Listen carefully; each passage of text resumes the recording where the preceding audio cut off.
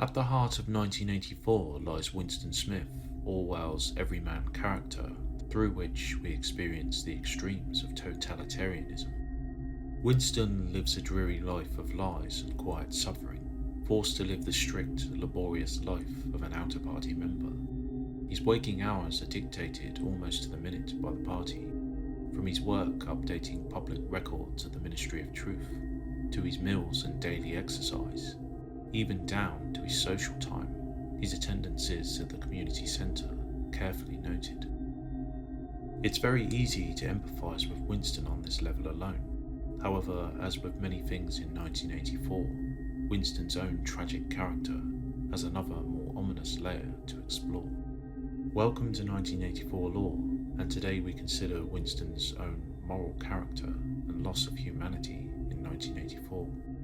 Was Winston ultimately much better than the party he so despised? Was Winston unwillingly dehumanised by the very party he so hated? At a meta level, as with any hero in any story, Winston as our protagonist has his own goals.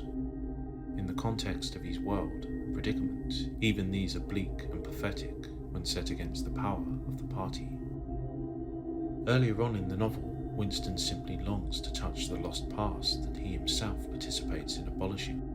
To this end, he notes down his own account of things, furtively written to some vague future, before in his thoughts he settles on the imagined friend, OBrien, as his audience. He questions the old prole in the pub for any scraps of recalled knowledge from the forbidden past, then encounters Charrington, seemingly a far better source of ties to the past. He obtains the paperweight and extracts the old rhyme from the old man's memory. Later, following the initiation of his affair with Julia, he has the additional raw goal of survival. He becomes more averse to taking unnecessary risks, such as venturing into rural areas, and acts like writing the diary. Yet perhaps his most important goal, and the one that relates most potently, is his aim to retain his humanity. Winston wrestles with this issue of both his and the party's inhumanity throughout the novel. His own actions and thoughts consistently demonstrate his losing of this battle, a fact that both troubles and horrifies him. Winston explains his own desire of relearning a humanity lost to him and party members in the following quote, "The proles had stayed human. They had not become hardened inside. They had held on to the primitive emotions which he himself had had to relearn by conscious effort." And in thinking this, he remembered, without apparent relevance, how a few weeks ago he had seen a severed hand lying on the pavement and had kicked it into the gutter as though it had been a cabbage stalk. Linked to this acquired reverence for the humanity of the proles is the tragic story of Winston's mother and sister. Though he does not recall exactly how, Winston knows they both died in some way as a sacrifice for him. Winston similarly notes how his mother's love for him was lost to him and his own class of peers, her private emotions and loyalties, something that could not occur in his own time. Linked to this too is the story he relates right at the beginning of the book. In Part 1, Chapter 1, we have a subtle sign of Winston's moral numbness in his recollection of his time at the flicks. He writes about the scene of the giant fat man riddled with bullets at sea, and then the vivid scene of a mother cradling her terrified son before they and the group they are in are blown to bits. He describes in gory detail how a child's arm was followed up into the air and accompanied by raucous applause from the party seats.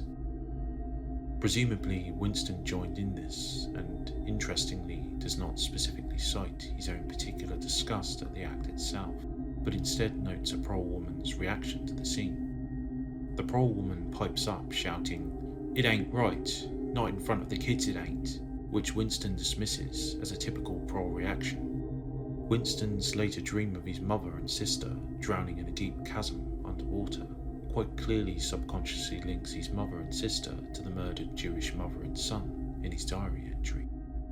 Winston also muses how his mother was of the older era, where such unconditional love and bonds between mother and children were natural, instinctive, and free.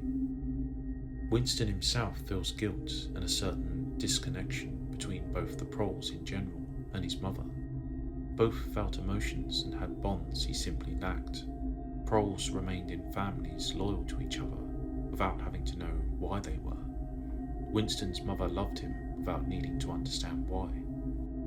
By the time of the opening of the novel, Winston is undoubtedly a creature of his own warped society.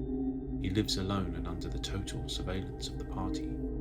The one close link he did have was with a brainwashed and passionless wife named Catherine, who tolerated him solely for the purposes of children, themselves to be had for service to the party. Winston has no real friends, just distant and untrustworthy party comrades.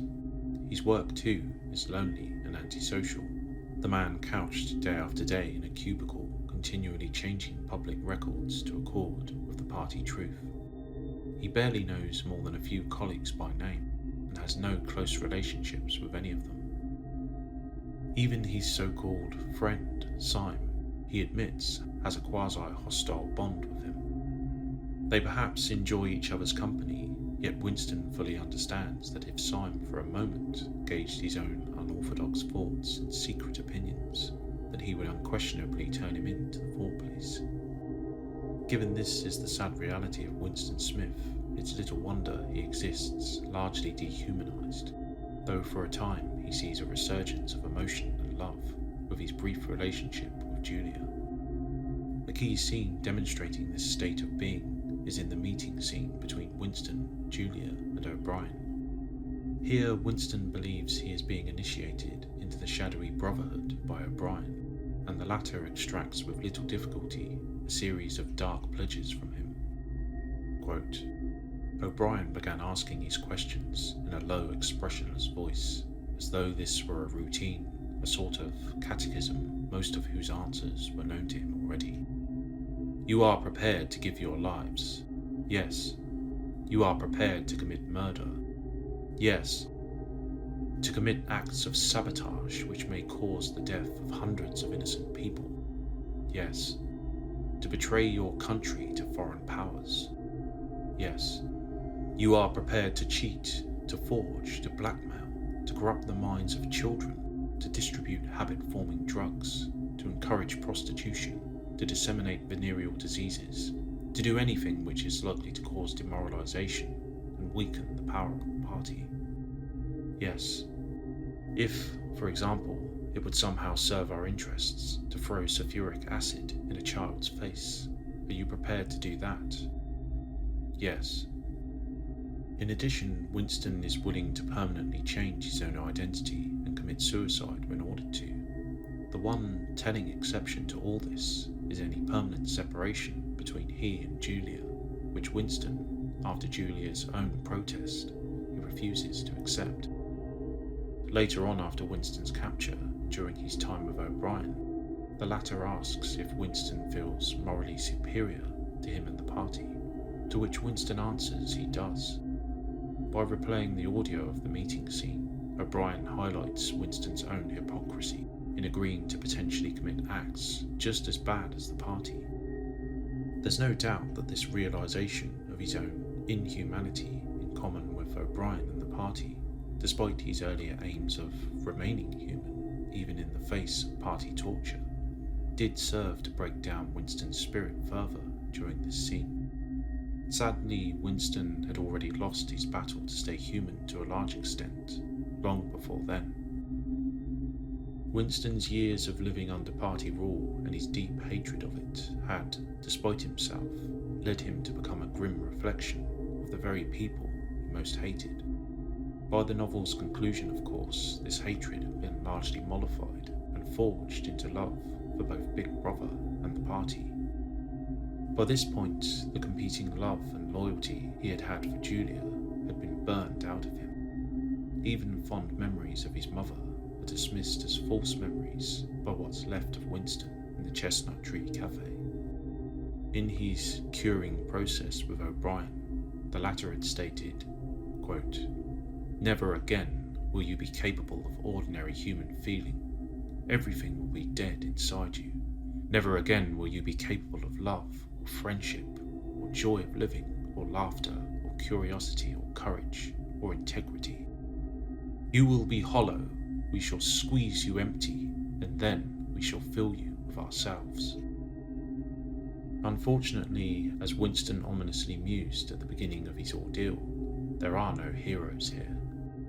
Winston has been utterly defeated, both physically and psychologically, by the all-powerful party, a grim warning from Orwell just how dark a fate could await anyone in such a totalitarian world. So that was some thoughts on Winston's tragic loss of his humanity. What do you think? Did some small part of Winston remain alive, deep down, even after his release from the Ministry of Love? Was the party wholly successful in warping Smith? Write your thoughts in the comments, and remember, if you can feel that staying human is worthwhile, even when it can't have any result whatever, you've beaten